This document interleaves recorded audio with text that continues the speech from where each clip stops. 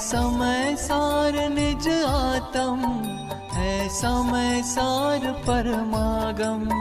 है समय सार निज आत्म, है समय सार परमागम। यह अपनी ही शैली में नव तत्वों का प्रतिपादन।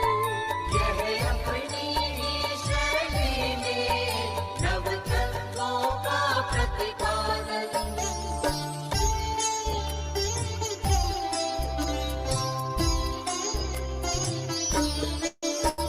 है अद्भुत इसकी शैली, है अद्भुत इसकी महिमा।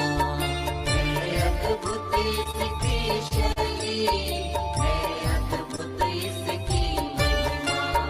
है विषय वस्तु भी अद्भुत, उसकी ना कोई सीमा। है विषय वस्तु भी अद्भुत, उसकी ना कोई सीमा।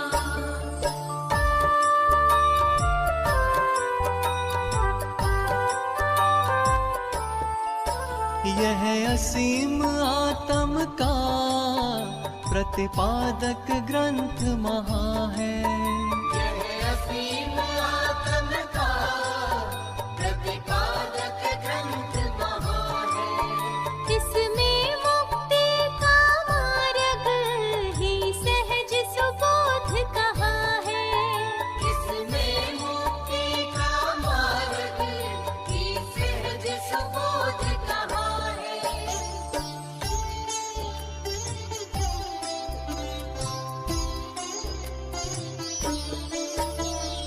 आत्म ख्याति टीका में अमृत ने अमृत घोला।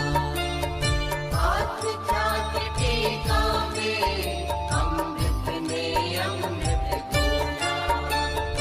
अधिक कहीं क्या भाई, इसके रग रग को खोला। अधिक कहे क्या भाई, इसके रग रग को खोला।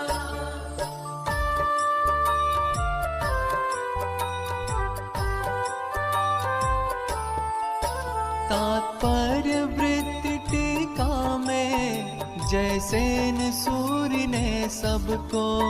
तात्पर्य वृत्ति टीका में जैसे सूर्य ने सबको। अत्यंत सरल शैली में समझाया अबुध जनों को।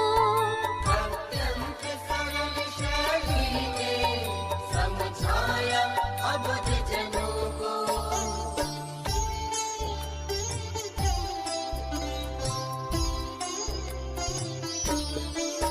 स्वामी जी ने प्रवचन कर इसके अंतर को खोला। स्वामी जी ने प्रवचन कर इसके अंतर को खोला। सहज देश भाषा में समझाया सहज परोसा। सहज देश भाषा में समझाया सहज परोसा।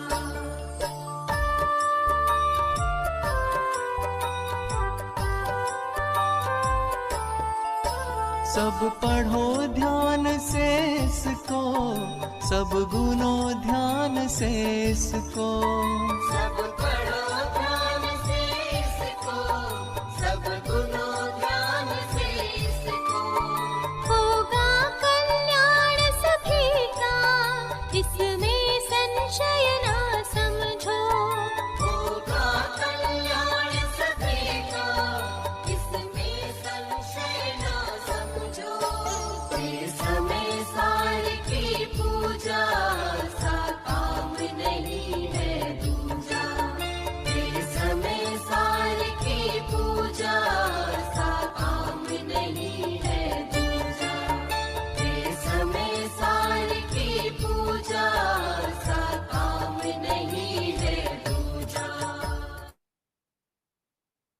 सभी को सादर जय जिनेंद्र। आज के कार्यक्रम में आप सभी का स्वागत है। आदरणीय डॉक्टर साहब से अनुरोध है कि वो अपनी चर्चा प्रारंभ करें। धन्यवाद। जय जिनेन्द्र सभी को। आवाज मेरी स्पष्ट आ रही है? चलो प्रारंभ करते हैं। आ रही है जी। हाँ, शुरू करते हैं। जिन धर्म पाया भाग्य से आनंद अपरंपार है, दिखे स्वयं में ही अहो अक्षय विभव भंडार है। निंदा करे या त्रास दे जन, धर्म नहीं छोड़ूं प्रभो। हे धर्मनाथ जिनेन्द्र सुख मैं, तोड़ूं सब दुख दंड हो। सभी को जय जिनेन्द्र। अपना चरणानियों के सत्र में हम 8 मूल गुणों की महिमा, हमारे जितने भी अनेक अनेक प्रकार की वह विधाएं हैं जैन दर्शन की, चरणान योग की, इनसे हम समझ चुके कि यह सब विधाएं, यह सब विधियां हमें साक्षात अनाकुलता, शांति पैदा करने वाली तो है ही, अपने किए का हर्ष प्रदान करने वाली है ही, और इससे स्वास्थ्य लाभ भी सहज बनता ही बनता है। आज हम षट आवश्यकों के विषय पर चर्चा करेंगे कि भाई वास्तव में ऐसे षट आवश्यक जो हमें तत्काल सुख देने वाले हैं और भविष्य में भी शुभ आश्रय करके अगर भव भ्रमण है तो नियम से वह सुख के ही भव देने वाले हैं, और इसके अलावा और भी वह संपूर्ण रूप से पारलौकिक अनंतकालीन सुख, वह अपना शुद्धात्मा का वैभव प्रकटाने वाले हैं। ऐसे षट आवश्यकों के ऊपर आज हम विवेचन कर रहे हैं कि वास्तव में देव पूजा, गुरु उपास्ति, स्वाध्याय संयम स्तप, दानम चेति ग्रस्तानाम षट कर्माणि दिने दिने। तो देखो कि यह जो 6 आवश्यक हैं, जो अपने श्रावक की भूमिका में परम आवश्यक है, मुनियों के समता संभारे, थुति उचारे, वंदना जिन देव को जो बताए, वे उनकी भूमिका में आवश्यक बताए हैं। आवश्यक बताए हैं मतलब ये कि वैसे भूमिका सहज बनती है, हमें कोई जबरदस्ती, कोई छोटे बच्चे को जैसे बिठाते हैं ऐसे कंपल्शन करके, ये कोई पनिशमेंट वाले आवश्यक नहीं है। ये आह्लाद प्रदान कराने वाले और सुख प्रदान कराने वाले आवश्यक हैं। इसलिए हमें यह षट आवश्यकों का अपनी भूमिका में सहज आनंद पूर्वक पालन होता ही होता है कि जब हमें जिन धर्म मिला, भाई देखो धर्म का प्रारंभ बाहरी क्रिया या आचरण से ही होता है। छोटे छोटे बच्चे अपने दादी दादा के साथ, मम्मी पापा के साथ मंदिर जाते हैं, माँ तो नमोकार मंत्र जानती है और उसके पंच परमेष्ठी का स्वरूप जानती है, तो सरस और गहराईता से नमोकार मंत्र की जाप देती है, और छोटे छोटे बच्चे माँ ऐसी उंगलियां हिला रही हैं तो वह भी अपने उंगलियों को हिलाने लगता है। उसे वह नमोकार मंत्र का भावभाषण नहीं है, लेकिन माँ जो कर रही वो अच्छा है, ऐसा छोटा सा शुभ भाव उसे वहां प्रकट हो जाता है। इसलिए जैन दर्शन के संस्कारों का प्रारंभ देखने से, सुनने से, क्रियाओं से होता है। इन क्रियाओं को धीरे धीरे आचरते हैं। हम बचपन से मंदिर जा रहे हैं, मम्मी इधर स्वाध्याय करती है, किताबें खोल के पढ़ती है पूजने, हम भी धीरे धीरे पूजने पढ़ने लग जाते हैं। 8 वर्ष के उम्र के बाद में बालक में, गर्भ से 8 वर्ष ले लो, तो वह उस समय इतना शयोपशम बन जाता है कि वह पूछने लगता है, समझने की कोशिश करता है ये पंच परमेष्ठी क्या है, इनका स्वरूप क्या है। धीरे धीरे चिंतन की गहराइयों में जाता है और उसकी 5 लब्धियों की प्रकट करने की भूमिका बनती है। विदेह में ऐसे अनेकों बालक होते हैं जो 8 वर्ष की उम्र में ही मुनि दीक्षा अंगीकार कर, सम्यक दर्शन, मुनि दीक्षा, और मुनि दीक्षा लेने के बाद में अंतर मुहूर्त में केवल ज्ञान, और 1 लाख करोड़ पूर्व की आयु जो वहां पर है, उतने 1 लाख 1 करोड़ पूर्व की, 1 लाख करोड़ नहीं, 1 करोड़ पूर्व की आयु प्रमाण जिसमें पूर्व का आपको गणित मालूम ही है, 70,56,000 करोड़ वर्ष का एक पूर्व, ऐसे 1 करोड़ पूर्व की आयु प्रमाण वे केवली बन करके वहां रहते हैं, और बाद में तो सिद्धावस्था सुनिश्चित है। तो बचपन के जितने भी संस्कार हम ग्रहण करते हैं, प्राय बाह्य आचरणों की मुख्यता से ही वह धीरे धीरे आता है। दर्शन देना, पूजन करना, हम तो उस अष्टक के सब भाव पक्ष को जान करके पूजन करते हैं, और बालक तो उसको वह खेल जैसा या कौतूहल जैसा लगता है, इसलिए उसमें जुड़ जाता है। धीरे धीरे वह उसके भाव भाषण को समझने लगता है। तो भाव भाषण वह एक सक्सेसफुल पद्धति है जिससे साक्षात शांति और आनंद का जन्म होता है। इसलिए इन देव पूजा, पूजन की पद्धति, देव का स्वरूप समझना, उनके प्रति गुणेशु अनुराग भक्ति, ये जितनी भी पद्धतियां हैं, जो उसमें कहूं आरती गाय, तो आरती गाना मतलब उनकी स्तुति करना, तो ये जितनी भी अहिंसा मूलक विधिवत किए जाने वाली अपनी पद्धतियां हैं, इनसे हमें परिणाम सुधारने का अवसर बनता है। परिणाम सुधारने से सहज ही कितने सारे मनोरोगों से हम दूर होते हैं। आज वह प्रकरण हम आपके सामने ला रहे हैं। तो देखो, देव पूजा, गुरुओं की उपासना, गुरुओं के सामीप्य में रहना, उनकी पगचंपी आदि वैयावृत्ति आदि करना, आहारचर्या आदि करना, इनमें बहुत जबरदस्त परिणामों में निर्मलता आती है। स्वाध्याय से तो साक्षात हमें जावाणी के ज्ञान ते सूझे लोकालोक, तीसरा नेत्र है हमारा आगम, और उसकी पद्धति का वांचना, पृछना, अनुप्रेक्षा, आमनाय और धर्मोपदेश, सब आप लोग इसके स्वरूप के जानकार हैं ही। रटना, आमनाय, गोखना, पाठ करना, पाठ कर करके बार बार चिंतन चलता है। चलते फिरते भी स्वाध्याय करने वाला आदमी आमनाय नाम के स्वाध्याय से मतलब रट लिए गाथाएं, और अब कोई समय नहीं है, कहीं पे भी बैठे हैं या चल रहे फिर रहे, तो एक धुन चलती रहती ना, अपन कुछ ना कुछ हमेशा सोचते रहते हैं। आमनाय नाम के स्वाध्याय से जिसने गाथाओं को कंठ में बसा लिया है, कोई सदवाक्यों को, उपदेश को अपने में धारण कर लिया है, वह सहज चिंतन की गहराइयों में उतरता है। उसके पास हमेशा स्वाध्याय के लिए साक्षात मटेरियल तैयार रहता है। जैसे लोक में कहा जाता है ना कि पैसा अंट का और विद्या कंठ की, वह वास्तव में उपकारी होती है। तो वह स्वाध्याय की पद्धति, वह साक्षात शांति और अनाकुलता पद्धति को उसमें प्रकट होता है। उसमें दिए ना, कषायों की मंदता होती है, चर अचर वस्तुओं का ज्ञान होता है, स्वाध्याय के तत्काल फल प्रकट होते हैं। तो इसलिए ये सब षट आवश्यक, देव पूजा, गुरु उपासना, स्वाध्याय, संयम।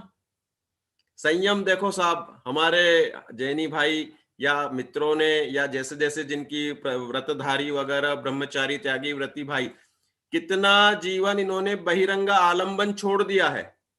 इनको अब उससे सुखी दुखी करने की कोई, मतलब सुखी मतलब लौकिक सुखी दुखी करने की कोई पद्धति नहीं है। उनसे हम कहते हैं साहब चलो उधर थोड़ा सा घूमते हैं, उधर कुछ बाहर का खाएं पिए, बोलते विकल्प ही नहीं है, हम तो सुखी हैं, वैसे ही हमें बिना खाए ही सुखी है।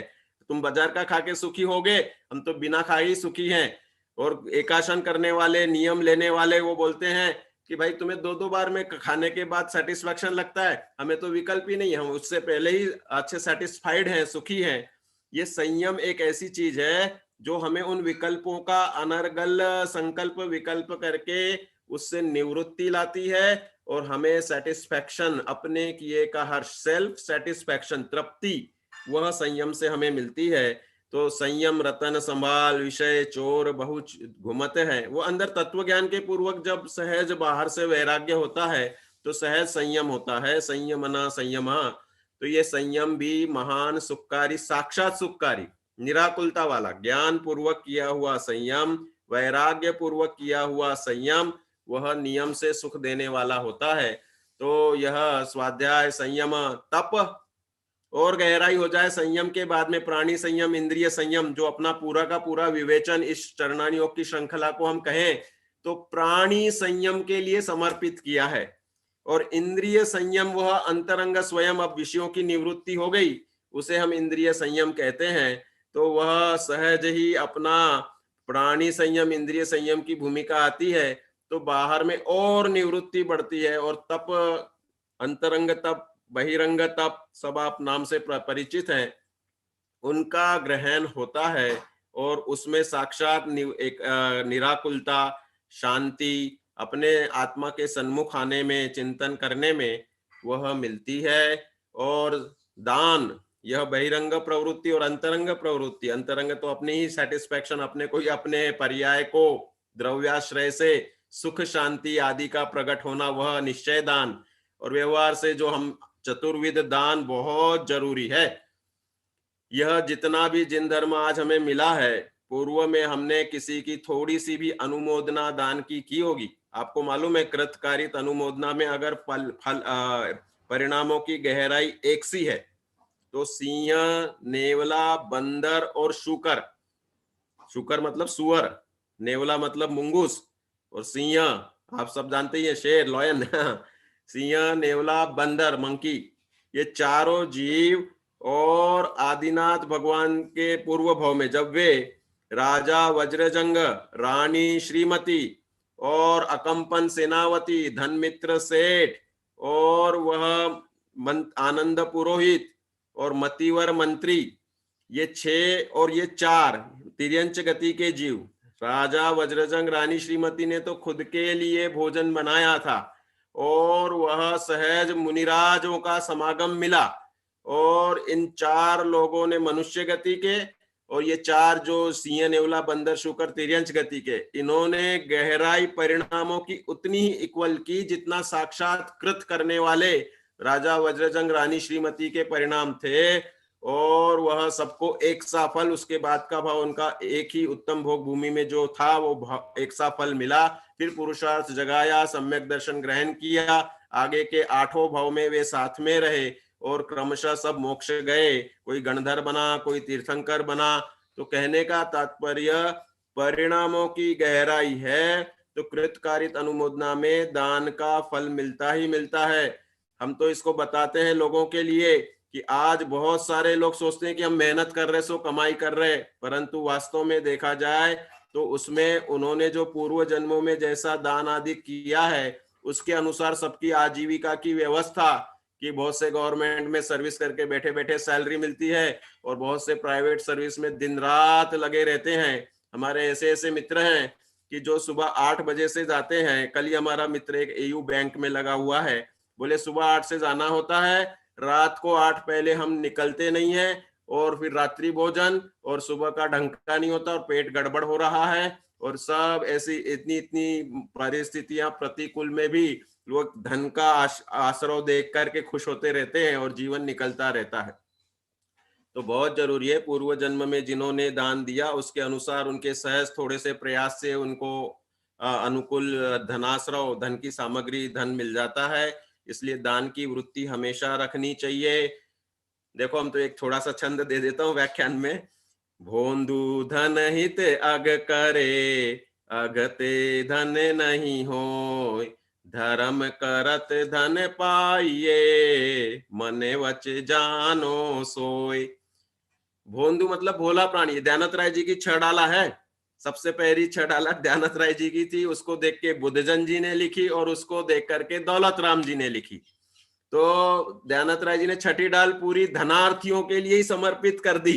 वे बोले कि संसार में सबसे बड़ा शत्रु कोई अपना है तो धन है, कि जीवन भर धन अर्जन करता, हिसाब नहीं लगाता। जब ट्रेन से जाना एक दिन तो यह बराबर उतना ही भोजन लेगा, एक दिन का 1.5 दिन का। लेकिन जब 70, 80, 100 साल के खर्चे की व्यवस्था हो चुकी है तो यह निवृत्ति नहीं साधता। 80, 80 साल में भी बहुत से बुजुर्ग हमारे दुकानों पे बैठे रहते हैं, क्योंकि आलंबन काय का ले, फिर करे तो क्या करें, स्वाध्याय का आलंबन लिया नहीं, अंतर में परिणाम एकाग्र नहीं होते। इसलिए बहुत जरूरी है कि हम अपनी भूमिका सुधारें, धर्म मार्ग में लगाएं।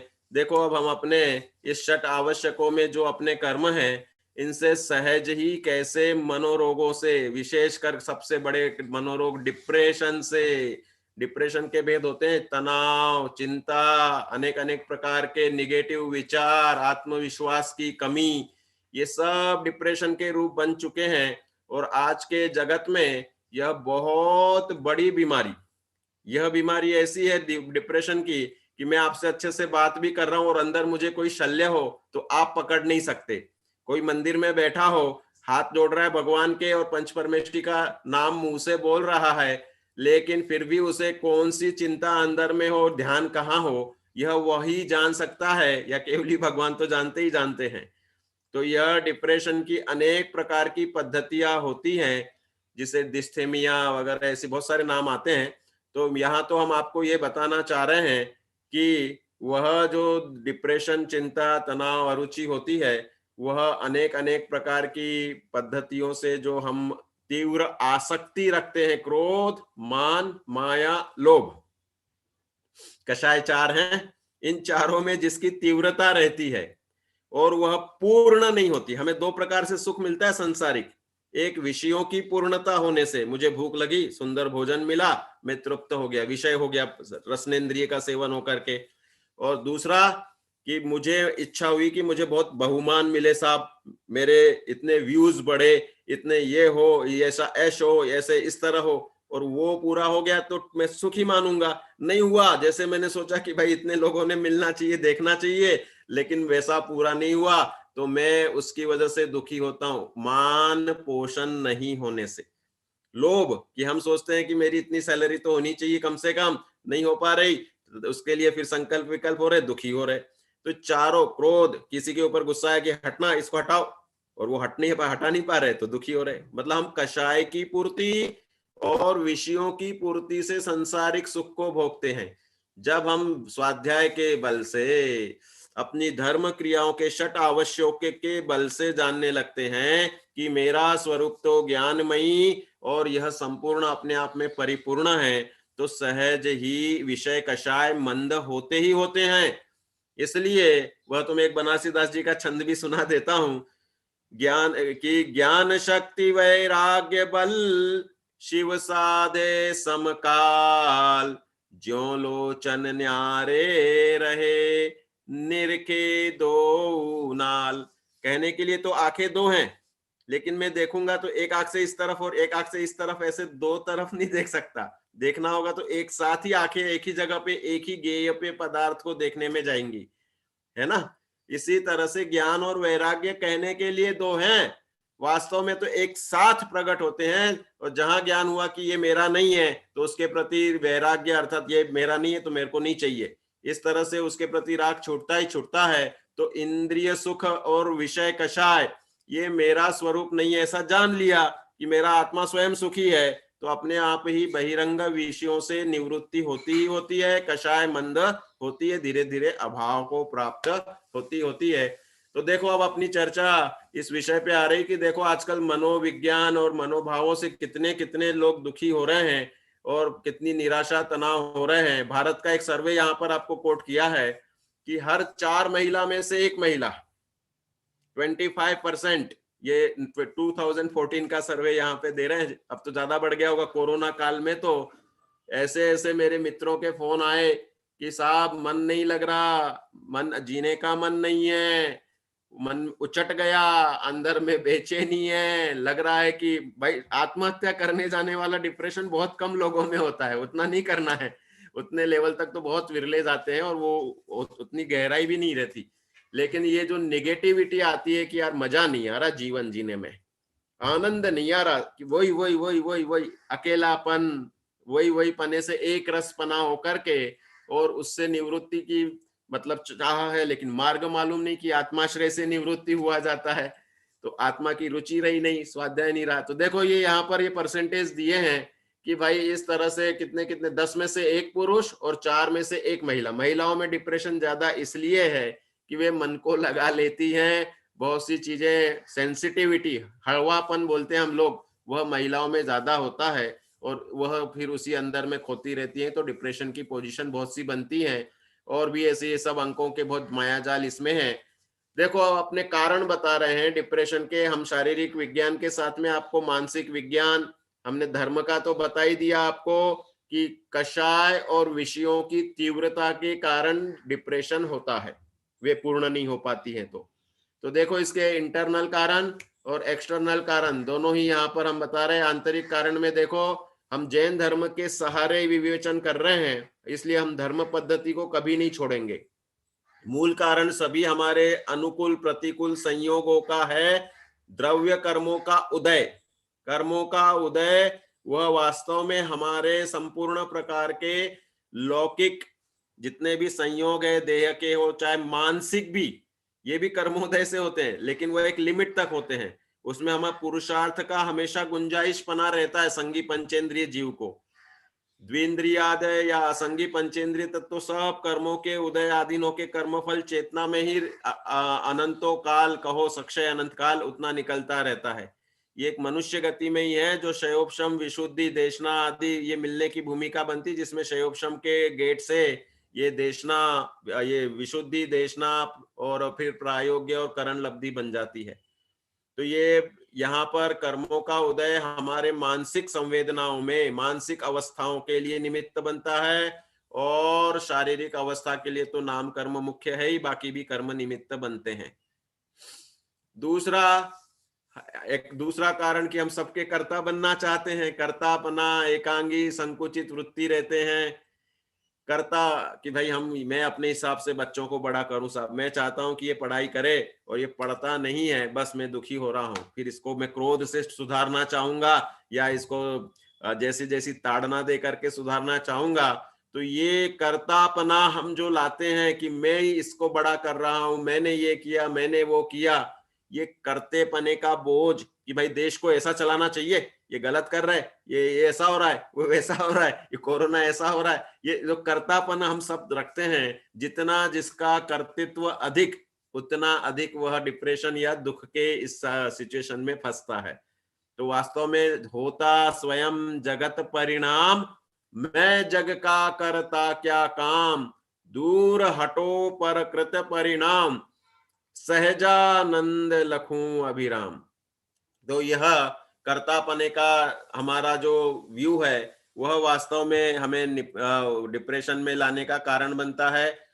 निराशावादी चिंतन कि भाई अब कोई हमें चांस नहीं है, अब तो ऐसे ही हमारे दिन निकल रहे हैं, हमें सेटिस्फैक्शन नहीं, हम जी रहे हैं, इसका एक इंस्पिरेशन, खुशी होनी चाहिए कि मैंने आज का दिन बिताया, इसमें मेरे शट आवश्यक हुए, मेरा चिंतन हुआ, मुझे अपने स्वभाव की महिमा आई कि मैं स्वयं में परिपूर्ण हूं। ऐसी पॉजिटिविटी रहकर जो एक खुशी रहती है, तो वह लाखों वर्षों तक जीव या मृत्यु आज ही आ जावे, मैं तो अनादि अनंत तत्व हूं, ऐसा जो एक पॉजिटिविटी रहती है तो वह सुखद होती है। और नहीं तो ये निराशावादी चिंतन जो रहता है कि देखो यार, मैं ना धन में सक्सेस हुआ, ना पढ़ाई में सक्सेस हुआ, मम्मी बोलती रहती है तू तो होशियार नहीं है, बेकार है बेकार है, तो ऐसे वो निगेटिव निराशावादी चिंतन तनाव करके वह वास्तव में डिप्रेशन में आते रहते हैं। हमें अपने स्वभाव की महिमा सबसे बड़ा डिप्रेशन से बाहर निकालने का स्रोत है, आगे उपचारों में बताएंगे। कषाय है, कषाय की अपनी चर्चा हो गई। असहिष्णुता, सहनशील नहीं होते बहुत बार, हमें ये लगता है कि इसने क्रोध किया और हम सहन नहीं कर पा रहे, अब हम इससे कभी बात नहीं करेंगे। जो एकदम असंवाद करके तीव्र कषाय में उससे संबंध तोड़ने की बात होती है, वह वास्तव में बहुत बड़ा घातक होता है। और तीव्र कषाई जीव का, जैसे कि आपने देखा है, भव भवांतर तक अनंतानुबंधी की वासना काल संख्यात असंख्यात और अनंत भाव तक बताई है। पार्श्वनाथ और कमठ इसके वह दोनों जीव उसके उदाहरण हैं। तो वह भाव भावांतर तक पहुंच जाती। सहिष्णुता, इसलिए सहनशीलता होनी चाहिए कि भाई ते कर्म पूरब किए खोटे, सहे क्यों नहीं जिए रहा, कि भाई उधर से हमें इनने गाली दी है, इनने मारा है, इनने हमारे अच्छे काम को भी बुरा कहा है, तो मेरा उसमें सहनशीलता होनी चाहिए कि इनको पता नहीं है मेरा उदय खोटा है कि अच्छा काम करते हुए भी मुझे ये डांट रहे हैं। एक तर्क वितर्क ही इसमें समाधान कारक होता है। और फिर ये जो शारीरिक कारण, रासायनिक असंतुलन, ब्रेन में हमारे डोपामाइन, सेरोटोनिन ऐसे हार्मोन्स होते हैं, और भी बहुत से पिट्यूटरी ग्लैंड्स के होते हैं, तो ये सब इनमें चेंजेस होने के कारण इस तरह की परिस्थिति बनती है। अब बाह्य कारण देखो, मैंने कुछ तो आपको बता ही दिया। संवादहीनता, गुस्सा इतना आया कि हम बात करना छोड़ रहे हैं। मान ऐसा है कि जब तक वो हमें बुलाएंगे नहीं तब तक हम उनके लिए कुछ करेंगे नहीं। मान, ये क्रोध मान माया लोभ के कारण संवादहीनता होती है। मैनेजमेंट, प्रबंधन का अभाव, ये आधुनिक शैली में कि हम कर्तृत्व कुछ रखते हैं ना, भूमिका अनुसार राग आता है, तो उसका एक विशिष्ट प्रकार से मैनेजमेंट हमें सीखना चाहिए। अनियमितता, रेगुलरिटी नहीं रहती है, आज ऐसा हो रहा है, आज वैसा हो रहा है, आज इधर जा रहे हैं, उधर नियमित बना नहीं होता है, तो उस चीज में हमेशा वह कुछ ना कुछ गड़बड़ होने के चांसेस रहते हैं। तो नियमित लाइफ होनी चाहिए, खाने के भोजन के समय पे भोजन होना चाहिए, घूमने के समय पे घूमना होना चाहिए, दर्शन पूजन का समय वह उस समय वही होना चाहिए। ऐसा नहीं कि कोई शाम को जाके दोपहर में 12 बजे जाके लोग 1 बजे जाके पूजन कर रहे हैं। अरे भाई, जल्दी ब्राह्मे मुहूर्ते उत्तिष्ठेत, और फिर बाद में सर्वप्रथम अपना लक्ष्य धर्म कार्य का है, तो वह नहा धो के उचित आहार विहार, मतलब ये उचित व्यायाम वगैरह करके अपना सुबह का समय, मुनि आवन बेला के पहले का पूरा समय पूजन पाठ स्वाध्याय धर्म ध्यान का होना चाहिए। और उसके बाद अपनी आहार की बेला में आहार चर्या करो। आहार चर्या में भी खान पान का समय निश्चित रखो। ऐसा नहीं कि कभी 11 बजे खा रहे, कभी 1 बजे खा रहे, कभी 2 बजे खा रहे, और कभी एकाशन करके 4 बजे लोग खा रहे।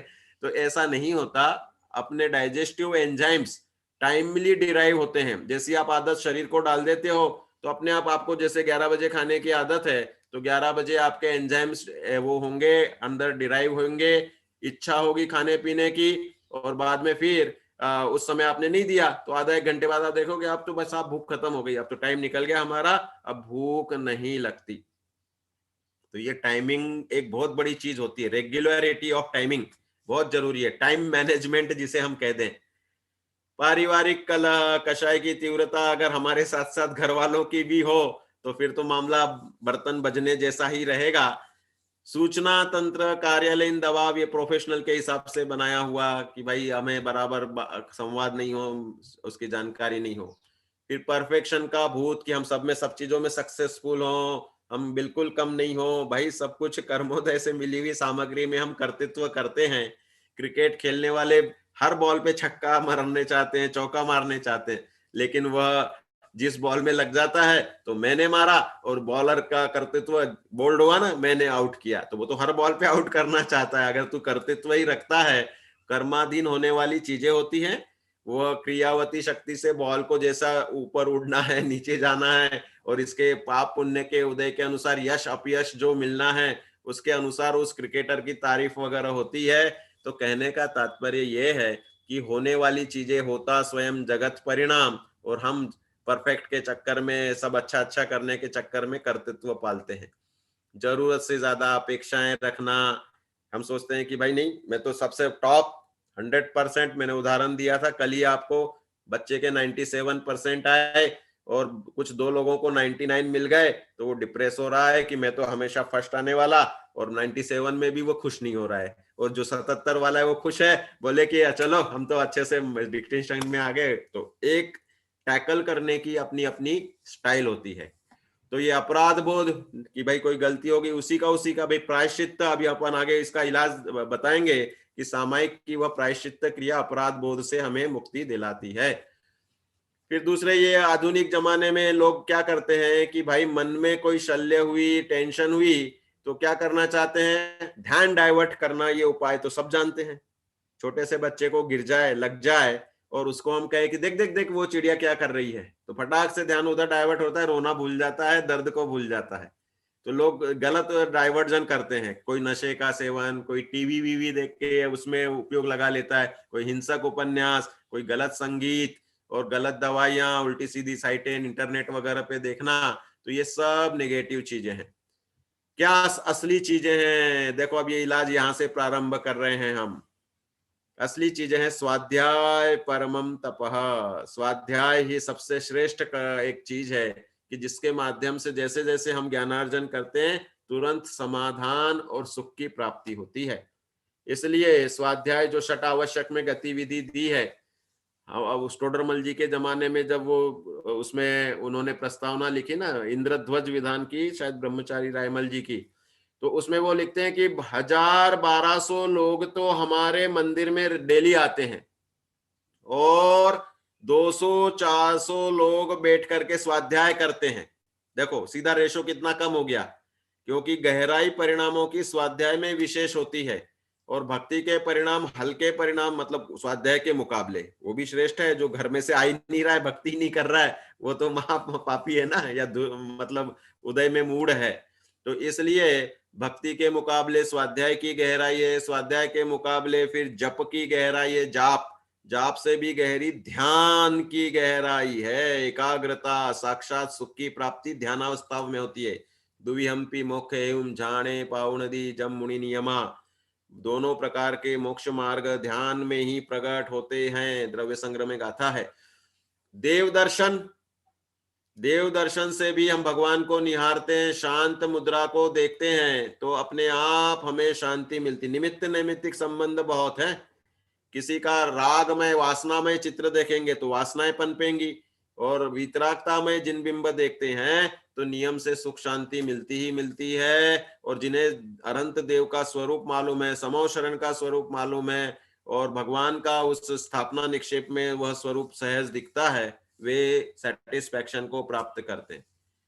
भक्ति समर्पण, देखो साहब, गुणेशु अनुराग भक्ति, भक्ति में ऐसे मग्न होते हैं कि हम अपने सब विकल्प भूल जाते हैं और डिप्रेशन से बाहर आ जाते हैं। भक्ति समर्पण ये चीजें ऐसी हैं कि जिनके माध्यम से हमारे परिणाम निर्मल होते हैं और सभी प्रकार के मनोभाव, क्रोध, मान, माया, लोभ आदि की अधिकता नष्ट होती है।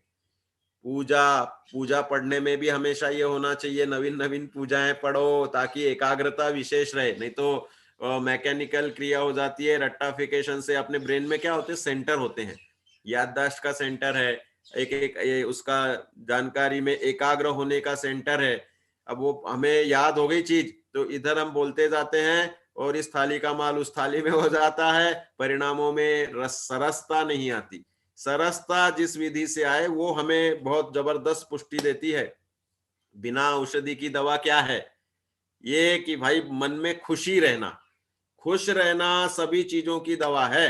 और वह खुशी हमें भक्ति से, पूजा से, स्वाध्याय से मिलती है और स्वयं के आत्मभान से मिलती है। तो उस आत्मभानी जीव को कोई किसी प्रकार से दुखी कर ही नहीं सकता। उनके सिर पे सिगड़ी जल गई गजकुमार मुनिराज पे, लेकिन वे दुखी नहीं हुए साहब, क्योंकि आत्म के सन्मुख होके खुश सुखी का, सुख होने का ही वेदन करते रहे और केवल ज्ञान लेके मोक्ष हो गया।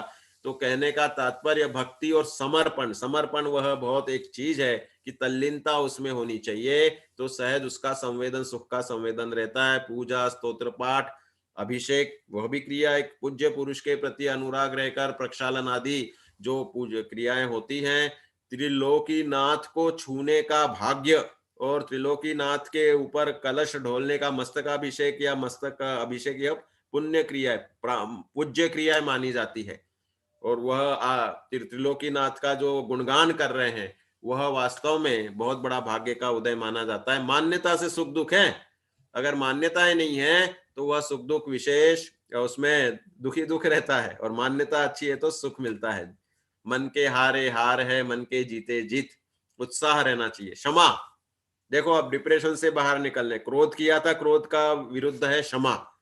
तीव्र क्रोध था, हम क्यों नहीं बात कर रहे थे, उसने गलती की थी, हमें गाली दी थी, उसने हमारा पिटाई की थी, अनेक अनेक प्रकार तकलीफ दी थी, भले हम सही थे तो भी, तो अब क्षमा करो, उसके प्रति शल्य निकाल दो।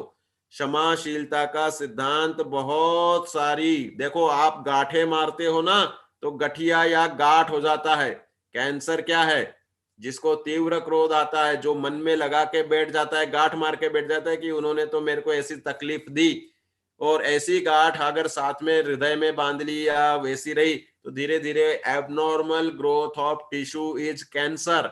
वह गांठ हमारे शरीर में बनती है और वह कैंसर रूप में जन्म लेकर के अनेक प्रकार की तकलीफें देती है। इसलिए यह क्षमाशीलता का सिद्धांत बहुत बड़ा सिद्धांत है और इससे यह अनेक प्रकार की बीमारियां मुक्त होती है। मैंने एक बीच में बताया भी था, सेमिनार में अटेंड किया था, तो उसमें कोई ग्रेग एंडरसन या कोई नाम है उनका, कि वह विदेश में रहे हुए एक डॉक्टर हैं, वे बताते हैं कि क्षमाशीलता के सिद्धांत से कैंसर जैसी भयंकर बीमारी भी ठीक हो जाती साहब। लो, बिना औषधि स्वास्थ्य रक्षा, क्षमा करना सीखना चाहिए। इसलिए सामायिक की हमारी क्रिया, वह सब दोषों से जो क्षमा मांगने की पद्धति, किसी के प्रति मैंने मन दुखाया हो, वचन दुखाया, तो हम उससे क्षमा पंच परमेष्टि के सामने मांग रहे हैं। और मैंने किसी को शल्य बांध के कषाय कर रखी है, उसके प्रति क्षमा भाव नहीं रखा, तो अब मैं उसके प्रति वैर भाव, कषाय भाव तजता हूं। तो ऐसे क्षमाशीलता से वो लगभग $500 फीस लेते हैं और बोले कि हम ऐसे साइकोलॉजिस्ट हैं, तो साइकोलॉजिकल ट्रीटमेंट में ऐसे क्षमाशीलता के सिद्धांत से बोलते, याद करो तुमने किसी न किसी के प्रति नफरत अंदर में बांध रखी है, गांठ बांध रखी है, तुम उस व्यक्ति को क्षमा करो और तुम्हारे मन से शल्य निकालो, तुम्हारी देखो गांठ पिघलने लग जाएगी और सहज रूप से अनेक बीमारियों पे जय पाई जाती है। तनाव, भाई तनाव से भी मुक्ति होती है क्षमाशीलता से, क्योंकि हमें प्रेशर, दिमाग में कुछ ना कुछ चिंतन से स्ट्रेस हो रहा था, वो रिलीज हो जाता है।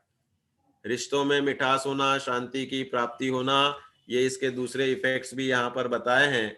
तो इस तरह से यह क्षमाशीलता का सिद्धांत अपनाना चाहिए।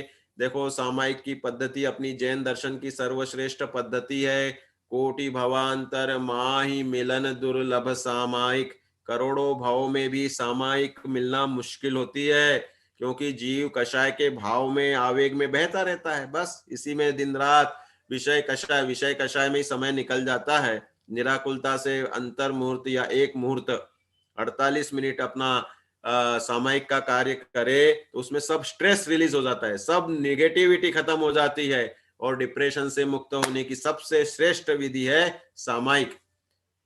चतुर्दिक वंदना करें, इसकी सामायिक की क्रियाएं पूरी की पूरी वैसी ही करनी चाहिए। देखो, बहुत से लोग बोलते हैं कि क्या है, हम तो परिणाम सुधार ले। भाई, ये क्रियाओं से आपके सब जो ये जितना मूवमेंट्स वगैरह करते हैं हम, तो इससे सहज ही मस्क्यूलर, अंदर के हार्मोनल चेंजेस होते हैं। हम शरीर, मन और वचन, इन तीन के पिंड है ना हमारे। योग, मन, वचन काय हैं, वे आत्मा के सकंप होने वाले प्रदेश हैं। तो किससे होते हैं? ये देह मिला इससे, इसके द्वारा हम जो वचन की प्रवृत्ति कर रहे हैं इससे, और तीसरा मन में संकल्प विकल्प से। तो ये मन, वचन, काय की क्रियाएं पूरी सामायिक हैं, तो शारीरिक क्रियाएं भी सहायक हैं, वचन क्रियाएं भी सहायक हैं, और मन की तो साक्षात परिणति है ही। 27 श्वासोच्छ्वास में 9 बार नमोकार मंत्र पढ़े। देखो, respiration, deep respiration is a king. वो एक ऐसी विधा है कि जिसके माध्यम से ऑक्सीजन का रेशो अच्छा बनता है। नमोकार मंत्र में एकाग्रता के साथ जो श्वासोच्छ्वास, 2.5 श्वासोच्छ्वास, 3 श्वासोच्छ्वास की पद्धति बताते हैं, कि जिससे नमो अरिहंताणम नमो सिद्धाणम बोला, उस पे एकाग्र हुए और फिर एक श्वास लिया, फिर नमो आयरियाणम, एक नमो वज्जायानम ये बोल के दूसरा श्वास लिया, एकाग्र हुए, फिर नमो लोए सव्व सावनम बोल के आधा श्वास या कहीं कहीं एक श्वास। 3 श्वास में नमोकार मंत्र बोलने से वह एक श्वास की भी पद्धति ऑक्सीजन रेशो नॉर्मल करता है और मन में शांति विशेष आती है, शरीर में भी शांति मिल जाती। सुखासन में बैठकर प्रतिक्रमण करें।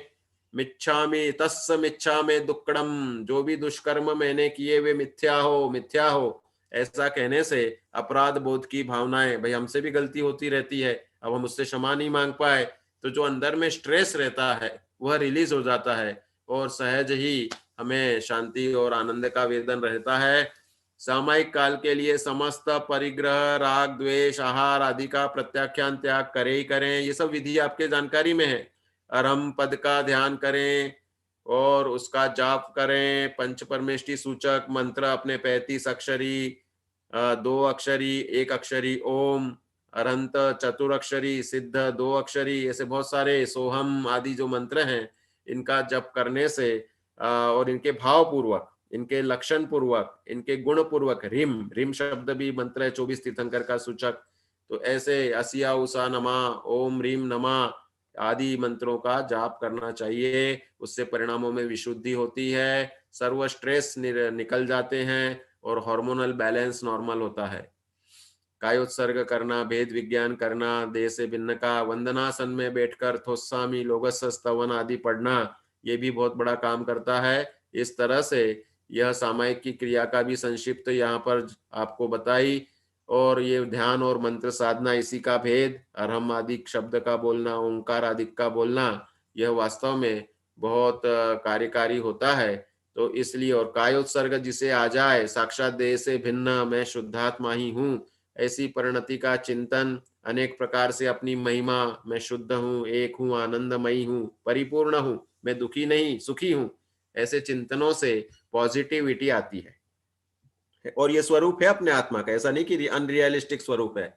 तो इस तरह से दूसरा ये कि भाई किस प्रकार से हमें टेंशन नहीं लेना चाहिए, इसलिए यह बताया कि भाई किस किस को याद करते रहते हो, आपके लिए परम गेय तो अपना शुद्धात्मा है, और इसलिए किस बात पे सोते हो, किस बात पे रोते हो, अपना तो आत्मा को याद करके सदा सुखी रहना चाहिए। देखो ये भी कहा, जो सोच फिकर में पड़ता है वो अपनी ताकत खोता है, चेष्टाएं थक कर रह जाती, जो होना है सो होता है। इसलिए सोच विचार, किस संबंधी सोच विचार नहीं होना चाहिए। ज्ञान स्वभाव ही सविकल्पो ज्ञानम है।